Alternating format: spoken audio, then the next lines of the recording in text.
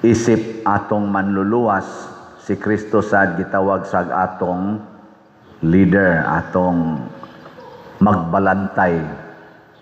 Nga isip usa ka magbalantay ug manluluwas sa katawhan, kinahanglan mo set gid siya sa iyang kaugalingon nga usa ka panig-ingnan, model or example. Nga ang tinuod nga leader kana gid ay dili maayo lang sa istorya, kung dili sa pulong gyud ug sa buhat makita ang iyang pagkamaayo. Sige, linyay mong tupad ing na maayo ka nga leader. Ya, og dili leader ing na lang maayo kang magbalantay. Ana, kinsa dinhing mga ginikanana nga mo claim, ako padre, maayo jud kong magbalantay sa among pamilya, ta sa kamot. Ayo. Sa mga termino ana karon sa atong mga politicians, ingon siya ipakitang resibo. Ana ba? Ang resibo mao man ang kamatuoran, mga prueba. Kinsa maroy maayong magbalantay sa nasod, grupo ni Marcos, grupo ni Duterte o grupo sa mga Pinklawan. Kana bang musulti sila nya do na dayoy suporta nga resibo. Ay nalang magtingog. Ato na lang ang pamalandungan. Muna, diri sa unang pagbasa, gihagit ni San Juan. Ingon siya, kung maingon gani kang nahigugma kas Ginoo, di man na makita, tagaig resibo, unsa may resibo, unsa may prueba, higugma imong isig katawo. Kay makita gid na, mao na resibo. Sige kag simba dinhi kay nahigugma kas Ginoo, siguro agyon nga nahigugma kas imong isig katawo. Kay dili gani bakakon ka, matud pang San Juan. Bakakon ka, budol nang imo, budol. Karon daghan kayong magpanon, matud pa gani prosesyon taron sana walk with Jesus maron sa atong basilika. Mugikan na lang dito sa may puwente dapit, mugikan, moabot na lang ang ulo ngadto sa basilika, wa pa kagikan kuno ang ang katapusan appeal procedure, wa pa kagikan. Perti daghan ang tao gyud. Kana sang walk for Mary ika kuan man na ika Bernes next week. Perti gyapon daghan ang tao, ig prosesyon nato. Nigika na lang sa basilika, hapit na lang moabot, o say moabot na lang balik basilika, wa pa kagikan ang dapit ikog prosesyon. Parte yung tao nya nobina diha, 11 tingin nakabuk, 12 ba na kanobina mases gikas kaadlawon hangtod sa gabi des Pilgrim Center. Parte yung tao labi na kana ini kahapon na stilan murag yung magbaha. Pero ang pangutana pila man nato nga nagdebosyon ni Santo Niño o nagsigig ingon nga nahigugma ta ni Santo Niño nga dunay resibo nga nahigugma sa isig katao. Sa una diha pa ko sa kanang nag-opisina sa Kapa, kanang Cebu Archdiocesan Prison Apostolate diha sa may Patria pamantos una. Anha man na mamarking diha ang kanang mga adtog Santo Niño. Nya doon namin dito'y parkingan nga gibutangan na mo reserve for Kapa. Reserve for Kapa. Sus giparkingan man. Pag abot na namo nanay nagparking, nanay reserve. So nagparking ang ako sang driver, ang amo sang multicab, nya ang nagparking ra ba murag Fortuner. Ang multicab iya sang ginuno dito sa lubot sa Fortuner. Nya so then mis among opisina. Pag humanas misa, diha na kasigig yaw-yaw. Kinsay ka parking? Kinsay nakalian akong sakyanan? Iso kay bababay. Gitok-tok mi dito. Uy, kanang di ay gayaw-yaw diri nga kana ganing babae nga kana ganing ang iya ko nung alihan. Mugawas na siya. Gawas dahil akong driver. Ako na si Edgar man to.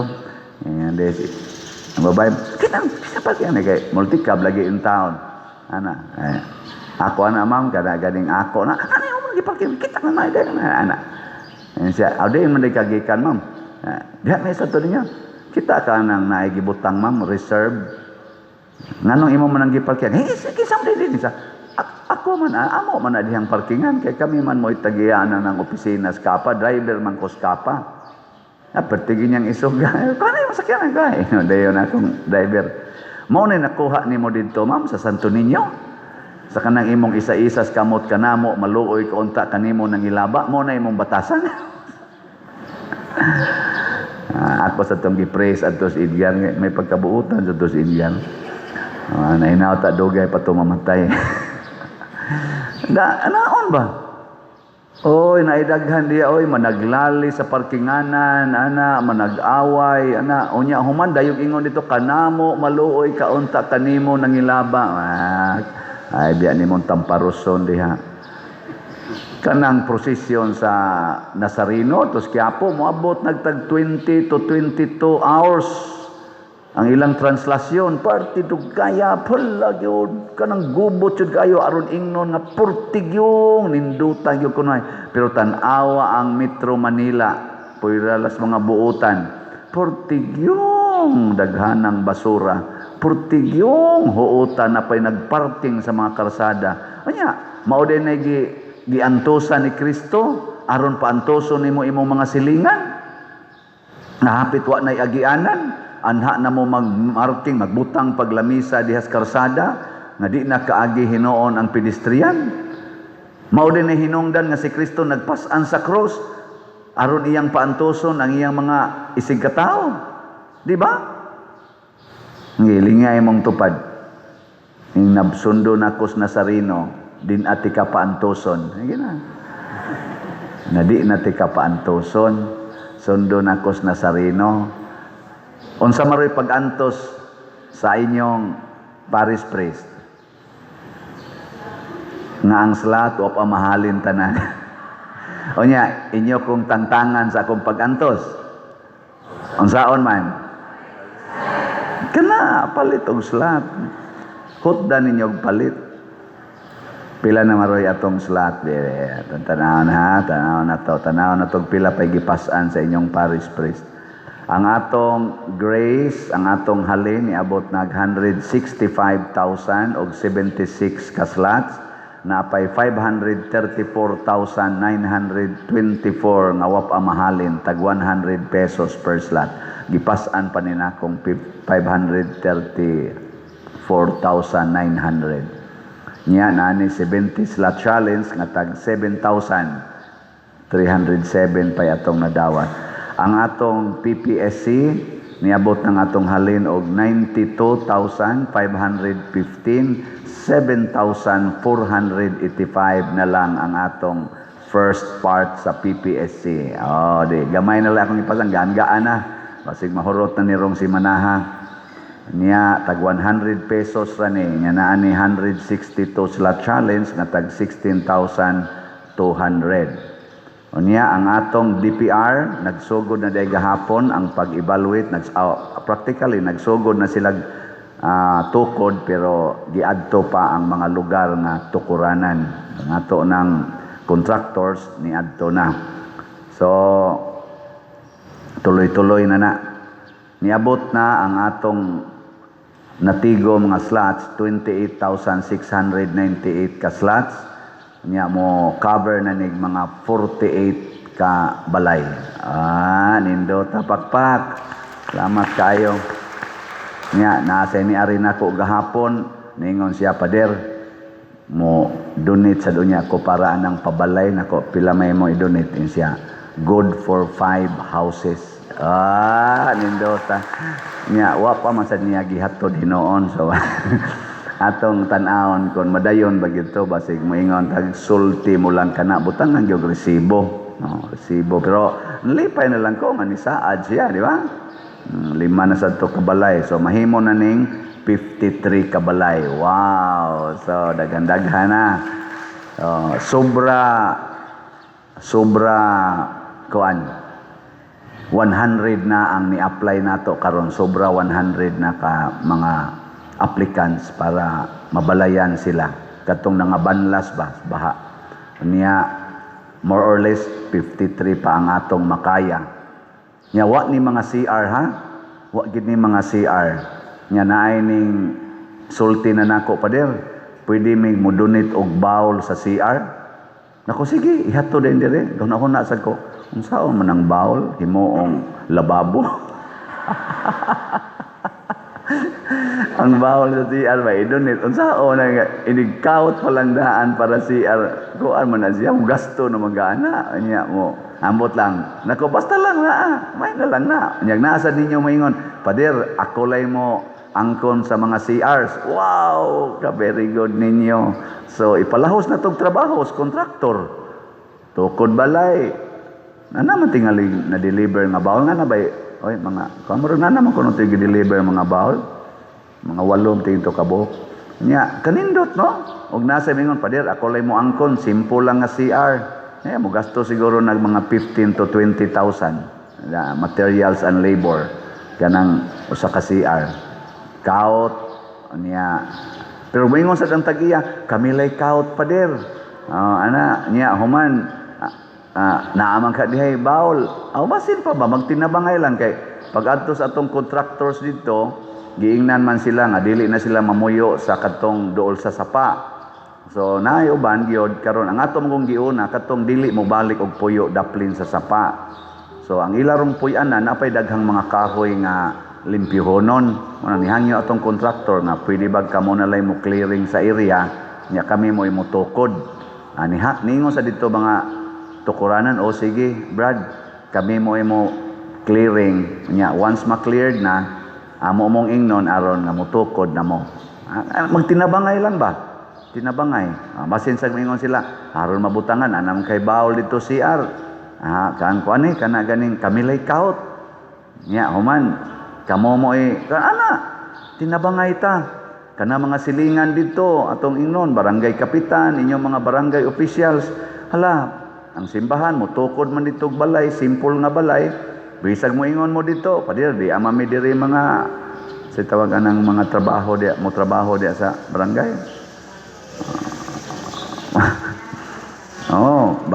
Unsay tawag ana kong mga manoyo pa ikaw. Kaut bisag binga 2 meters lang makaut ana ato na nang mabutangan og bawl.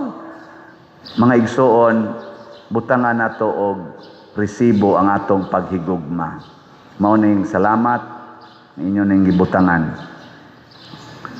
Nalipay bitaw ko kung mo analyze ta sa politika ug ato yung tanawon ba ug mopili tag mga leaders, siguro nato kana mga leaders nga inigsulti nila doon na gid tay ma-verify sa buhat. Ang accusation karon sa atong present administration nga daghan og gisulting nindot pero dili mapamatud-an sa buhat. Ang pinakasikat, number 1 nga sikat kayo, ang flood control. Sa suna sa atong presidente ningon siya 5,500 flood control. Ni baha dayon tungod ni Karina o katong ubang mga baha few days after siya ni sulti ato. Unsay iyang rason? Nabanggaan sa barko ang flood control or na overwhelm sa kakusog sa uwan kay climate change. Nya sunod ato tungod sa mga basura nga wa mahipos, pero sa dihang ning grabe na gyud tibuok na hapit na tibuok Pilipinas ang wa gyud klaro nga mga flood control, niingon na siya ay ghost projects di ay ang kadaghanan. Substandard di ay. Nya gipangutana kinsa may gahimo ghost project og substandard, imbestigahan pa nato. Ug ang resulta, ang mga kontra nila sa politika ug kadtong nisulti nga mauni ang resulta, mauni ang hinungdan nganong daghang ghost project kay gipangawat di ay katong malita-malita ug ubang pang nanulti, kasagaran sa nanulti og ni witness nga mauni ang mga tao nga na-involve aning ghost o kaning substandard gipang priso na, ang uban gipang cite og kaso nga citing sedition.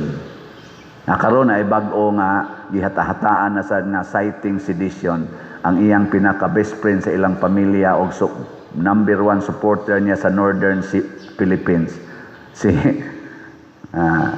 Governor Chavit Singson, ni butyag sa social media sa iyang press conference naman na social media, iya yung giusa-usa ang tanan nga mga example support sa iyang claim nga ang daghan sa gayong ghosts project sa flood control o substandard nga flood control on record, matud pa niya on record sa government tuasad na hitabo sa Northern Ilocos Norte sa probinsya sa anak ni President Bongbong Marcos, si Sandro Marcos. Billions pod ang na-spent dito gikan sa 2022 lang hangtod sa 2025. Billions. Ghost and substandard projects. Naagid ilang resibo. Karon ang kaning bilyonaryo, sana channel ba na, kusog kayo mo duki-duki ba? Ila dahil gipangutana ang Malacanang, unsa may ikasulti. Kana sang ila dihang tigsulti, kana si sana Claire Castro, ditso dahil siya sulti, paninira lang yan sa ating administrasyon. Pero pangutanon, unsa may imong suporta nga paninira na? Wala, basta paninira lang yan. And then, niingon sa siya, niingon man si Governor Chavit nga iyang hangyoon ang mga religious groups o ang tanan nga maghimo og malawakang rally against corruption. Nya mo adto silang Malacanang. Ingon sa siya nga, posible nga og iya ginang tumanon, masahit siya na sedition.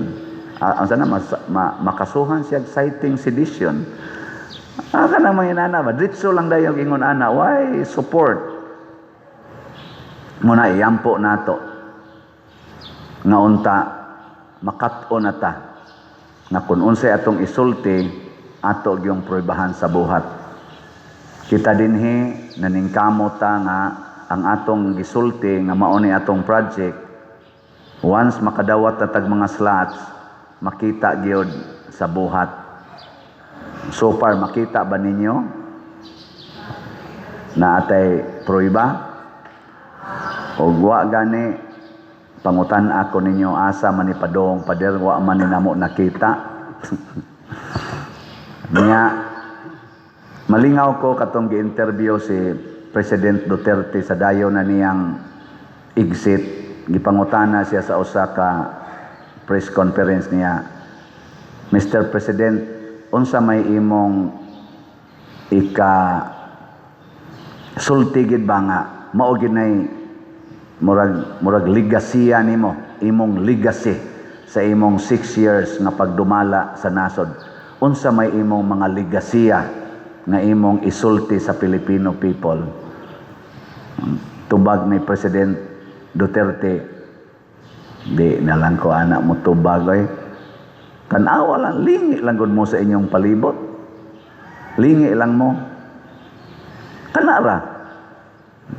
Why naong nako diha? Why nga nako diha?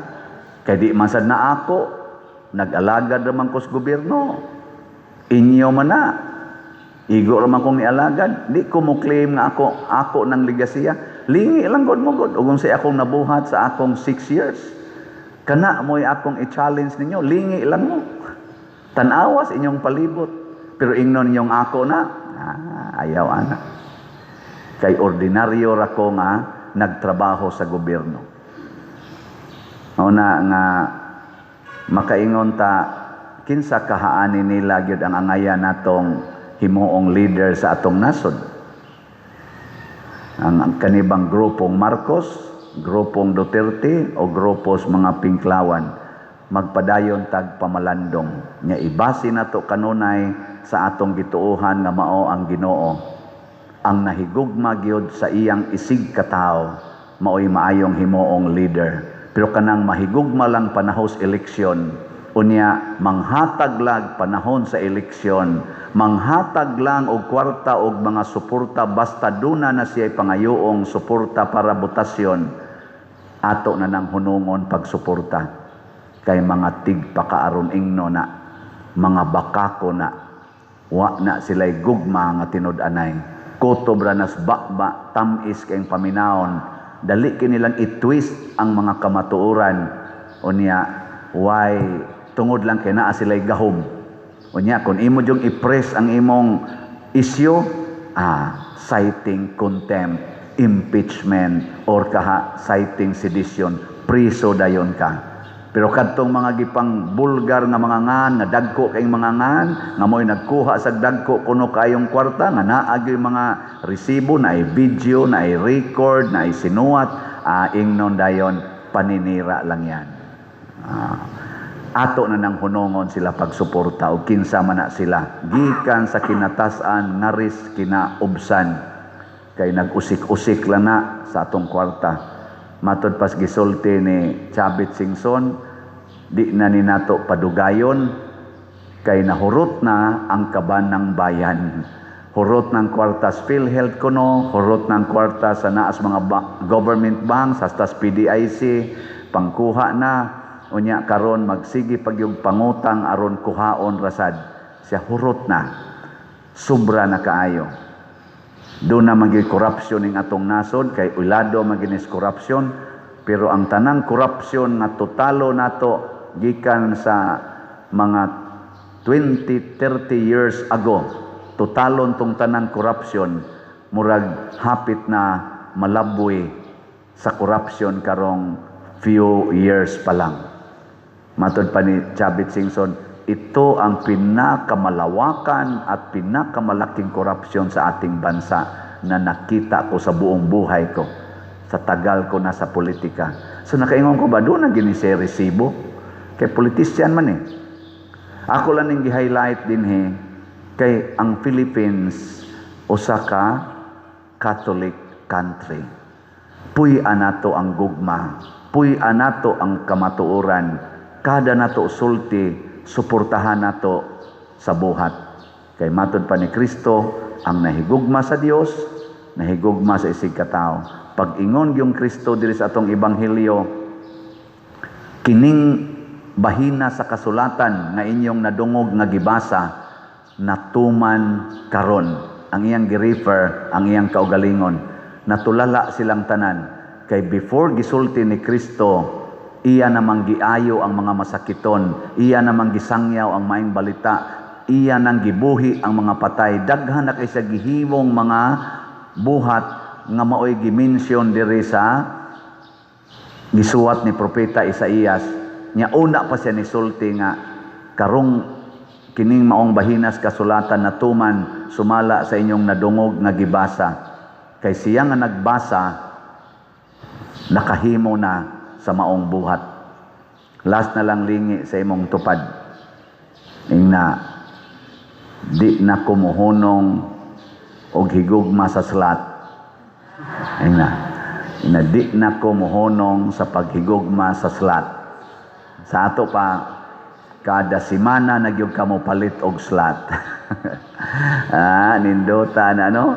Mamatay dayon ka nga naay gibutang the slaughter. Nindot kayo. Igabot ni mos Ginoo, nakatatak na sa imong agtang ang slat. Nya, unsa may mahitabo? Masud ka sa langit, dili. Masud. Kay unsa may meaning sa slat? Sacrifice. So, nakasacrifice na ka para sa parokya. Nya, love. So, naka-express na ka sa imong love sa parokya. Nya, offering. Naka-offer na ka para sa Ginoo. Nya, dayon, treasure in heaven. Basta, nindo, tadritso dayon ka sa langit, ana.